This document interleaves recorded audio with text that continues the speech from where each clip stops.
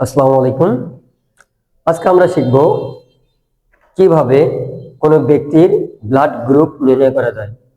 তো আমরা জানি যে রক্তের গ্রুপের ভেতরে অ্যান্টিজেন যেটা থাকে ব্লাড টেস্টের জন্য তিনটা অ্যান্টিজেন হয়। একটা হচ্ছে অ্যান্টিজেন এ, অ্যান্টিজেন বি এবং কি অ্যান্টিজেন ডি। এই অ্যান্টিজেন ডি দ্বারা আসলে বোঝায় যে আর এইচ ফ্যাক্টর কি, কাকে বোঝায়?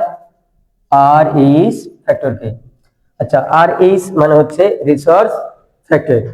তো রিসার্চ ফ্যাক্টর সর্বপ্রথম পাওয়া যায় হচ্ছে রিসার্চ নামে একটি বানরের শরীরে, যেখান থেকে বোঝা যায় যে বলে যদি আর এইচ ফ্যাক্টর উপস্থিত থাকে তাহলে ব্লাড গ্রুপ হবে পজিটিভ, এবং যদি আর এইচ ফ্যাক্টর না থাকে তাহলে বোঝা যাবে ব্লাড গ্রুপটি নেগেটিভ।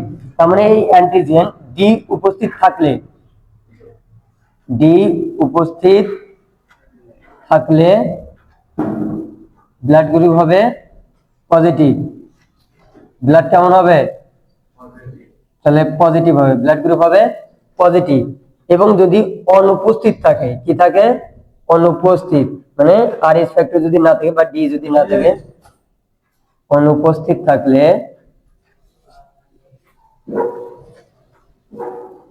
ব্লাড গ্রুপ কি হবে?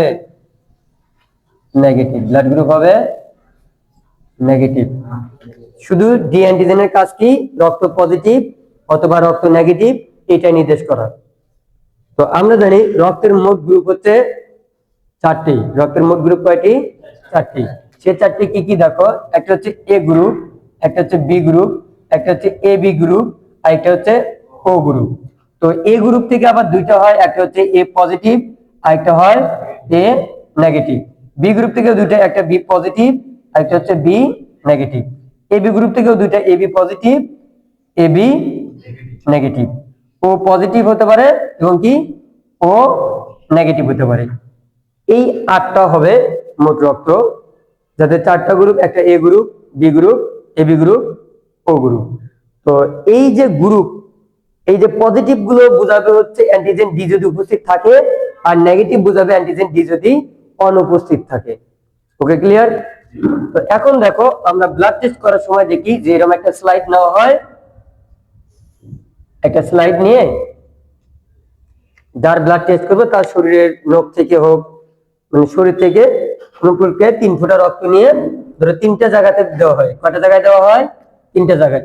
ধরো এখানে 1 ফোঁটা দিলাম, এই জায়গাতে 1 ফোঁটা, এবং হচ্ছে এই পাশে 1 ফোঁটা।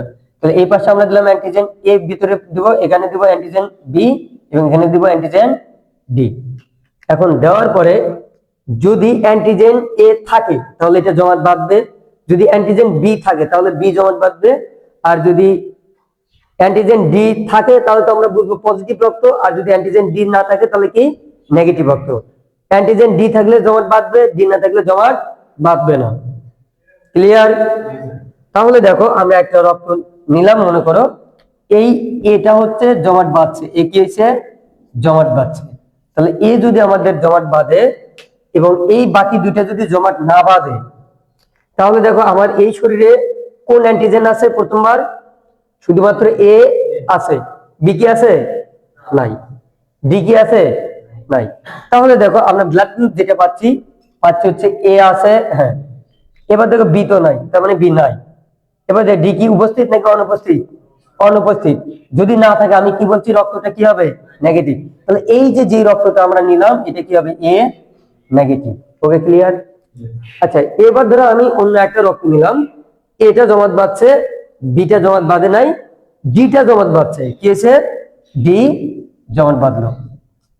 ওকে, তাহলে এ জমাট বাঁধছে, এ আছে, বি জমাট বাঁধেনি, বি নাই, ডি জমাট বাঁধছে মানে কি?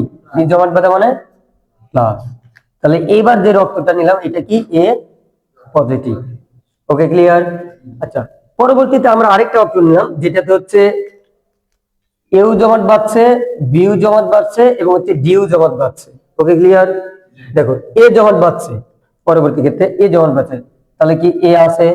বি জমাট বাঁধছে, হ্যাঁ আছে, তাহলে বিও আছে। ডি জমাট বাঁধছে মানে কি? পজিটিভ।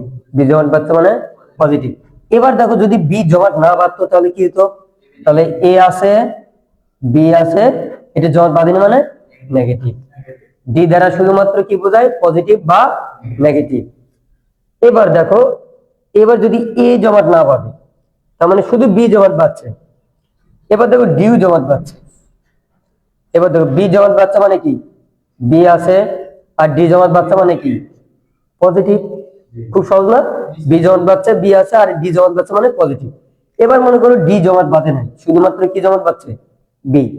তাহলে কি এটা গ্রুপ কি দাঁড়ায়, বি দাঁড়ায়, আর এটা জমাট বাঁধেনি মানে নেগেটিভ। এই তো কোনো কাহিনী নাই।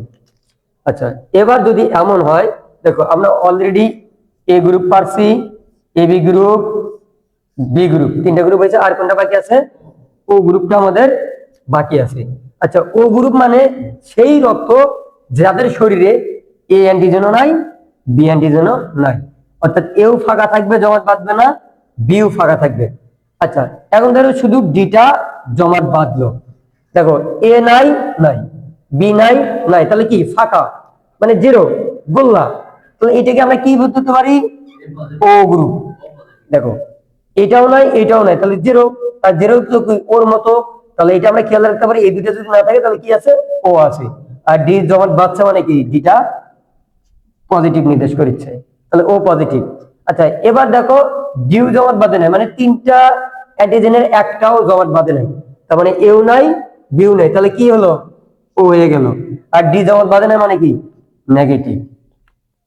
তো এই কয়টা রক্তের ভেতর থেকেই আমরা মূলত এই তিনটে অ্যান্টিজেন দিয়ে ব্লাড গ্রুপ নির্ণয় করতে পারি, যে আমাদের কোন অ্যান্টিজেন আছে, কোন অ্যান্টিজেন নাই। তাহলে এটা দিয়ে আমরা ডি দ্বারা কি বোঝাচ্ছে, ডি দ্বারা বোঝাচ্ছে ব্লাডটা পজিটিভ অথবা নেগেটিভ। যদি এ জমাট বাঁধছে তাহলে এ গ্রুপ, যদি বি জমাট বাঁধছে তাহলে বি গ্রুপ, যদি এ এবং বি দুইটাই জমাট বাঁধে তাহলে এ বি গ্রুপ। ওকে, আর যদি এ জমাট না বাঁধে, বিও জমাট না বাঁধে, তাহলে হচ্ছে ও গ্রুপ। তাহলে আমি আবারও বলেছি, এ যদি জমাট বাঁধে তাহলে কোন গ্রুপ হবে, এ গ্রুপ। বি যদি জমাট বাঁধে কোন গ্রুপ হবে, বি গ্রুপ। এ এবং বি দুইটাই যদি জমাট বাঁধে কোন গ্রুপ, এ বি গ্রুপ। দুইটার একটাও যদি জমাট না বাঁধে, ও গ্রুপ। আর ডি জমাট বাঁধলে পজিটিভ, না বাঁধলে নেগেটিভ। জাস্ট এই সহজ উপায়টাই আমরা জেনে নিলাম কিভাবে ব্লাড গ্রুপ নির্ণয় করতে হবে। আসসালামু আলাইকুম।